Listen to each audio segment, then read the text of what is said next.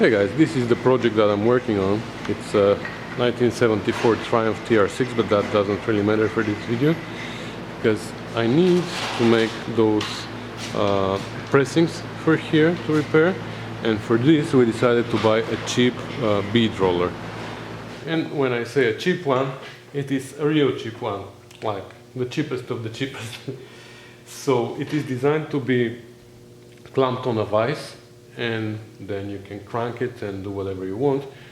And that's a good idea as long as you don't need your vise. Because when you need your vise and your bead roller all the time, you have to keep switching them. So I don't think that's a good idea. So the first thing that we wanted to do with it was to bolt those like pieces of angle wire, one on this side, one on the other side, and clamp it to the table. So now we have it on the table, and that's great. Now we can have it mounted anywhere we want, on any table. But there are a couple other things that worried me, and one of them was that here we started with a colleague of mine, because I've watched a couple of videos before, and most of them they say that it is a good idea to have one person cranking it and another person dealing with the piece of sheet metal here.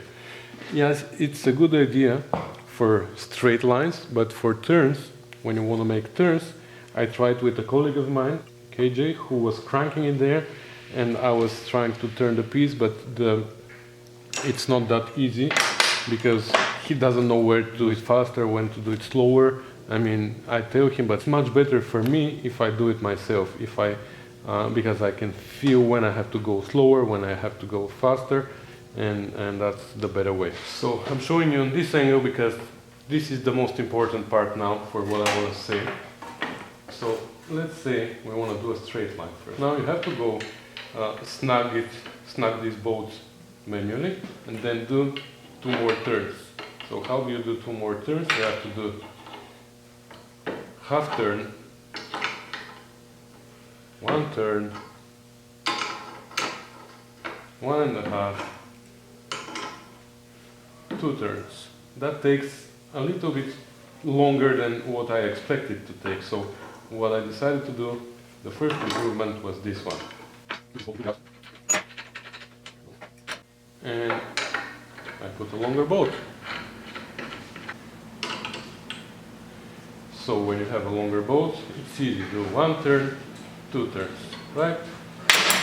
So that's the next thing that we improved. And now with the handle, if you're going straight line, it's easy. It's easy for one person, even though it's not perfect, but it's not that hard to turn if you're doing just a straight line, right? Okay. When you let go, this is what happens. And I'm not a fan of that, because if you have your fingers close to that, that's not a good idea. The other thing is, if you stop right, let's say you have to stop here somewhere, and now you have to take the piece out. What do? You loosen the bolt, right? I'm going to loosen it now, but watch the handle. You see? It's going back. Or let's say I want to stop here. What do? I loosen the bolt, and what does it do? The handle goes forward. If I have my fingers here, I'm afraid something's going to happen. If I have my fingers here, something's going to happen to it. So I don't think a handle that's so heavy is a good idea here. Plus, when I'm cranking it here, let me do 1 turn here.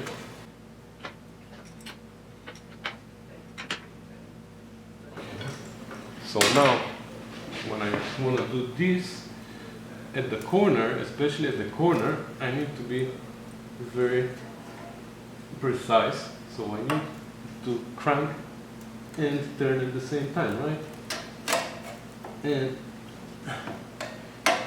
I wish I had more levers here, so I can grab and pull instead of pushing this. And at some point, okay, that doesn't really matter, I made a mess here.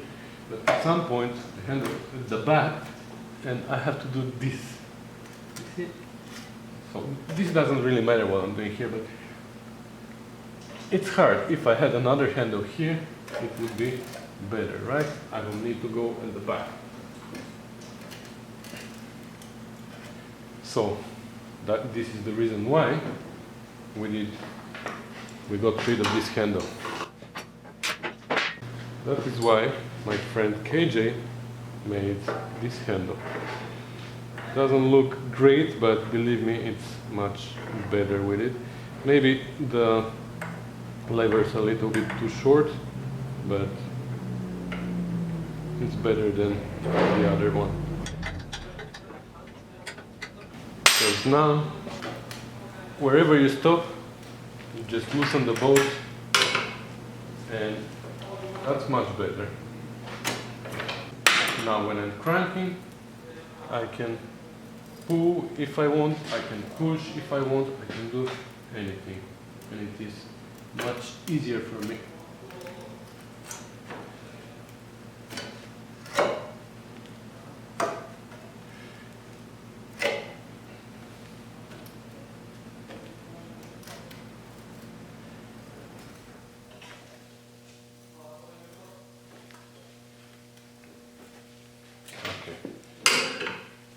See, wherever I stop, I just loosen the bolt and come down.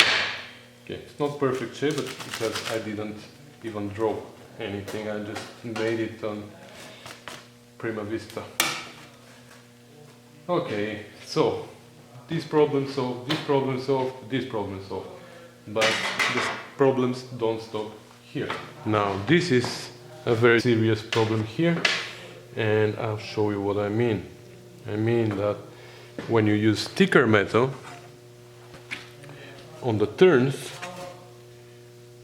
this is what happens. I don't know if you can notice here, but this is deeper, and then on the turns it suddenly becomes shallower. It took me a little bit of time to figure out why, and then I figured it out. On the turns, when I push, on the turns I have to push hard, and when I push hard,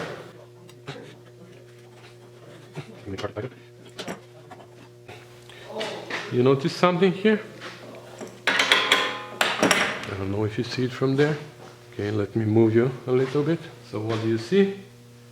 The two dice are scissoring, if I can say that. See how? Now they go back to normal.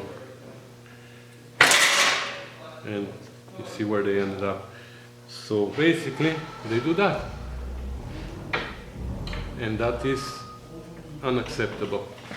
That is something that our bead roller shouldn't be doing. And the next thing that we want to do is reinforce it somehow here.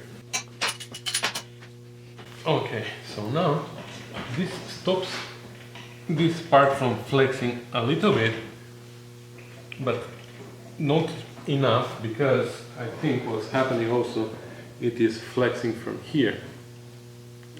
This part, not only the whole arm. This helps definitely, but I think it also twists here. So what I think we're gonna do is we're gonna cut this shorter, and we're gonna weld them here at the end of the mouth, like that. Oh, actually we can do that.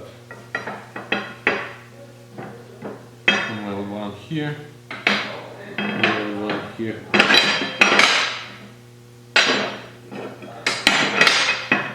And hopefully that's gonna stop it from flexing. So we'll see you in a few seconds after we weld it. Alright, this is what we came up with. My friend KJ found those braces and welded them there. So now let's see if there is flex there. Before it was moving by ½ inch. Now it is moving by probably 1 millimeter. So another problem solved, hopefully. So now I can try and do another bead here.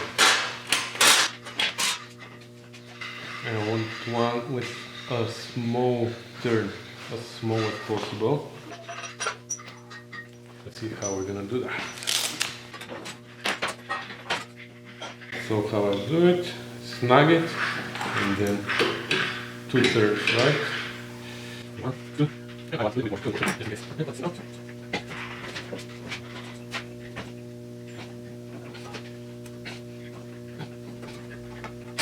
bit more.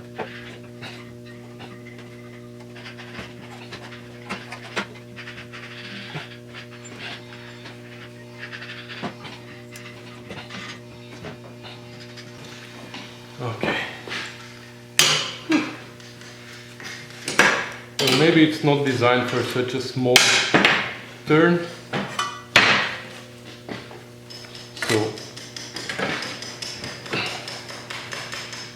my shape is not perfect, but the depth is equal all over the place. So I think that's more than sufficient. And yeah, I need to work on my shaping, but that's not the point of this video. The point of this video was, is it worth buying a cheap bead roller? Well, I think it is, because I'm assuming that if you need a bead roller, then you have a welder and you have the skills to make some little improvements, and then from a cheap bead roller it becomes a good quality roller. So I hope this video is helpful for someone and it's giving you some helpful advices. Thanks for watching, and don't forget to check my other project, the 74 TR6.